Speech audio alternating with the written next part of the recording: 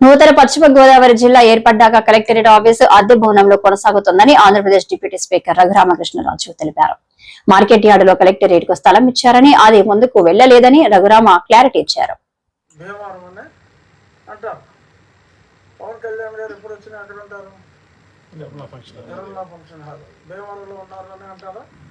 కళ్యాణ్ గారు పెద్దాపురం గ్రామంలో బస్ చేశారంటారా? భీమవరంలోనే ఉన్నారంట.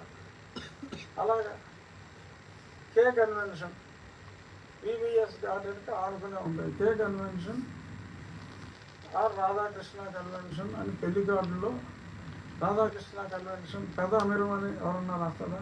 ఎక్కడ పెళ్లి కార్డు ఇచ్చినా Bhimavaram Radhakrishna convention R K convention అనే ఉంటుంది. ఎందుకంటే మధ్యలో ఏదో బోధ వెళ్తే బోధ అవుతుంది, బోధ అవుతుంది ఇది అని చెప్పి ఇది మనం పెట్టుకున్న పేర్లు. సో ఆ ప్రాంతానికి ఒక ఆఫీస్ ఉండాలి అని అన్నప్పుడు ఇక్కడ అన్యాక్రాంతమైన ఒక ప్రదేశాన్ని మనం ఐడెంటిఫై చేసి మరి దానికి అక్కడంతా మరి సెంటు మొన్ననే ఎవరు కొనుగోలు చేశారు 50 లక్షల రూపాయలు ఈ రోడ్డు అంటే ఎకరం 50 కోట్లు. అటువంటి విలువైన స్థలం అన్యాక్రాంతం అయితే అన్యాక్రాంతమైన ఆ స్థలాన్ని మనం ప్రభుత్వానికి తిరిగి అప్పగించి ఆ స్థలంలో ఉన్న వారికి ఆల్టర్నేటివ్ సైట్లు ఇచ్చి వాళ్ళని ఆ స్థలాన్ని తిరిగి ప్రభుత్వ పరం చేయడం జరిగింది. అది సుమారు 3 ఎకరాల 60 సెంట్లు. దాని పక్కన ఇంకాస్త స్థలం ఉంటే వారితో మాట్లాడుతున్నాం. వారికి ఆల్టర్నేటివ్ సైట్ ఇంకో దగ్గర ప్రభుత్వ స్థలం ఇచ్చి దీన్ని ఒక పర్ఫెక్ట్ షేప్కి తీసుకొచ్చి ప్రజల భాగస్వామ్యం గురించి ముఖ్యమంత్రి గారు ఈ మధ్యన ఎన్నోసార్లు చాలా స్పష్టంగా చెప్తున్నారు. రాష్ట్రం ఆర్థిక వ్యవస్థ చాలా దారుణంగా ఉంది. గత ప్రభుత్వంలో మరి తలకు మించిన రుణభారం ఎక్కువైంది. ఇప్పుడు ప్రభుత్వం ఒక 70 కోట్లు 80 కోట్లు ఇచ్చి మళ్ళీ ఇంకొక 100 కోట్లు పెట్టి స్థలం కొని మాటలు చెప్తే చాలా సులభం. ఏదో 100 కోట్లు పెట్టి స్థలం కొంటాం, ఇంకో 100 కోట్లు పెట్టి కడతాం ప్రభుత్వం. కమ్యూనిస్ట్ నాయకులు ప్రభుత్వం 100 కోట్లు పెట్టి కట్టలేదా అని మాట్లాడతాం.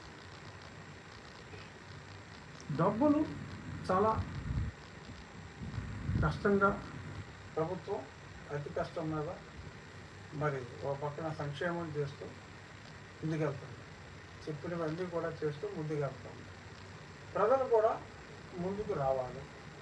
సో ఆ ఉద్దేశంతో నేను ప్రజల భాగస్వామ్యంతోనే వాళ్ళందరూ ఉండేది భీమవరంలోనే ఉంటారు ఎక్కువ మంది 80%.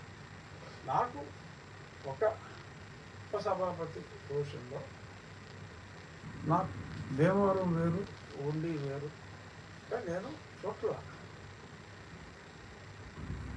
గతంలో భీమవరం చాలా భీమవరాలు ఉన్నాయి రాష్ట్రంలో.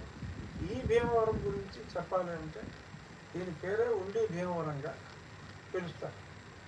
భీమవరం చుట్టూ ఇప్పుడు వెస్సాగోడేరు ఉంది, మధ్యలో వెస్సాగోడేరు ఉంది, మళ్ళీ వెస్సాగోడేరు దాటాక మళ్ళీ భీమవరం కాన్స్టిట్యూన్సీ.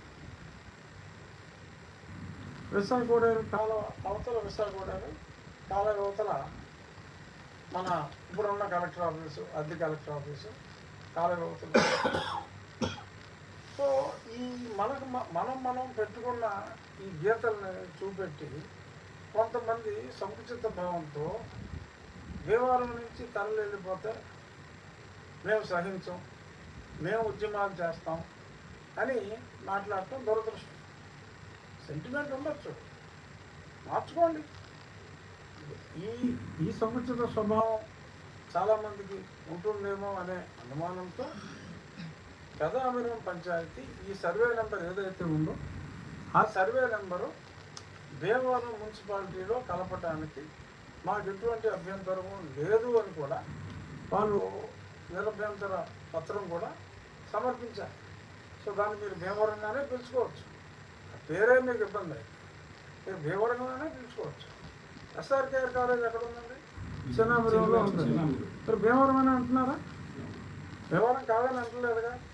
అంటే అక్కడ రోడ్డు ఓటేస్తే అది భీమవరం అయిపోతుందా? అంటే ఇప్పుడు తీసుకెళ్ళి వీరవాసనంలో పెడితే అది వీరవాసనం అంటారా భీమవరం అంటారా? వీరవాసనంలో పెడితే పర్వాలేదా? ఆనుకుని వెల్కమ్ టు భీమవరం బోర్డు ఎక్కడ ఉందండి? సరిగ్గా బెడమొక్కి విసిరితే ఈ సైడ్లో నుంచుని ఆ బోర్డు తగిలేదు, సరైన విసిరితే ఆ బెడమొక్కి తగిలేదు. సో ఈ గీతలు మనం తీసుకుని 100 కోట్ల విలువైన స్థలం అక్కడ రెడీగా ఉంటే, సో దానికి ఒక 60-70 కోట్లు ఖర్చు అయితే నేను ఈ P4కి ఆకర్షిస్తున్నాయి.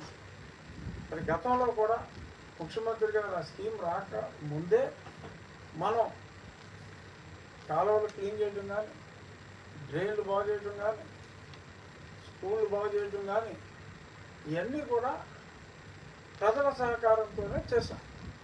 మీరు ప్రత్యక్షంగా చూశారు. ప్రజలే ముందుకు వచ్చి ఉండి ఇన్ఫ్రా ఫండ్ అని మనం పెట్టాం. ఆ ఇన్ఫ్రా ఫండ్లో వచ్చిన డబ్బు